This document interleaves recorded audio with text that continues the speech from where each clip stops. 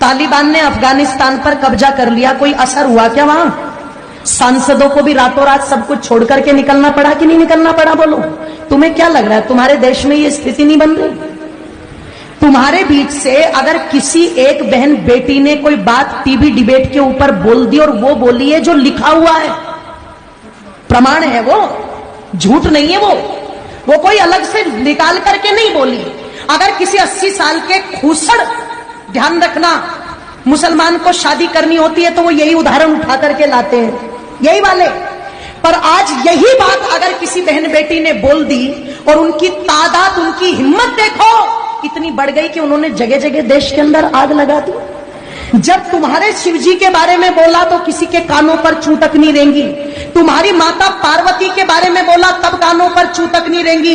उन्होंने सीता को व्यभिचारिणी बता दिया तो तुम्हारे कानों पर चूं तक नहीं रेंगी। सरेआम वो मौलवी बैठ करके टीवी डिबेट में हिंदू देवी देवताओं का अपमान करते रहे, किसी के कानों पर चूं तक नहीं रेंगी। कोई भेड़िया नहीं निकल के आया, पर एक बात नुपुर शर्मा ने कह दी और सारे कुत्तों के झुंड निकल करके सड़कों पर आ गए। जरा सोच करके देखो, तुम्हें क्या लगता है ये षड्यंत्र नहीं है?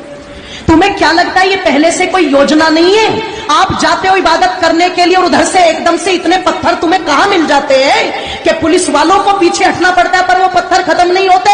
आपको क्या लगता है इसके पीछे कोई योजना नहीं है? और इसके पीछे कोई योजना नहीं है कि जो भाईचारे के गीत सुनाए जाते हैं वो सारे के सारे गीत हमारे लिए है, क्या वो उन पर गीत लागू नहीं होता? अगर इतने शांति के स्थापित करने वाले हैं, अगर इतनी अल्लाह ताला की इबादत करने वाले हैं, तो जब नुपुर शर्मा के लिए देश में आग लगा दी तो जिन कुत्तों ने, ध्यान रखना, कन्हैया लाल की गर्दन काटी है, उनके लिए भी सड़कों पर आना चाहिए था कि नहीं आना चाहिए था? तब तो पता लगे कि ये भाईचारे का पाठ दोनों तरफ से चल रहा है। और तुम एक पक्ष को लेकर के आग लगा दो देश में और दूसरे पक्ष पर तुम दुदकारी मान करके बिल में घुस जाओ, इससे पता नहीं लगता। ध्यान रखना, इसलिए थोड़े से सचेत हो जाओ। थोड़ी सी तो आवश्यकता है आप लोगों को जागरूक होने की।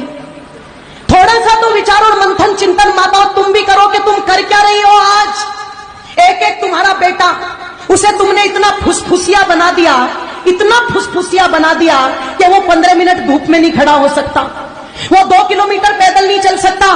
वो इतना फुसफुसिया सुख सुविधाएं देकर के बना दिया, सपना सजा करके बैठे, हम तो इतनी संपत्ति जोड़ के देके जाएंगे, हम तो इतना बैंक बैलेंस जोड़ के देके जाएंगे, हम तो इतने बड़े बड़े मकान दे करके जाएंगे।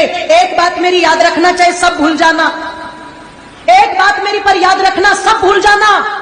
जिस दिन जिसकी तादाद ज्यादा होगी और जिसकी हुकूमत ज्यादा होगी, तुम्हारे कोठी बंगलों पर राज तुम्हारे बच्चे नहीं करेंगे, वो करेंगे। तुम्हारे उस पैसे को तुम्हारे बच्चे नहीं बरतेंगे, वो बरतेंगे।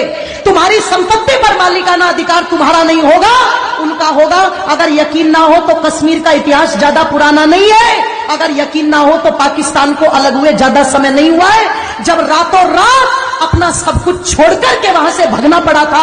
वो जमीन भी छोड़ी, वो कोठी बंगले भी छोड़े, वो धन संपत्ति भी छोड़ी। और इससे ज्यादा और दुर्गति क्या होगी कि छोटे छोटे दुधमुहे बच्चों को अपना पेशाब पिला पिला करके भारत तक उनको लाना पड़ा। तुम सोच करके देखो, ये स्थिति हो चुकी है। और अगर ये पहले हो चुका है, आगे नहीं होगा, ऐसा बिल्कुल भी मान करके मत चलना। क्योंकि जो कौम अपने भूले इतिहास से शिक्षा नहीं लेती, उस कौम के मिटने में कभी भी देर नहीं लगती।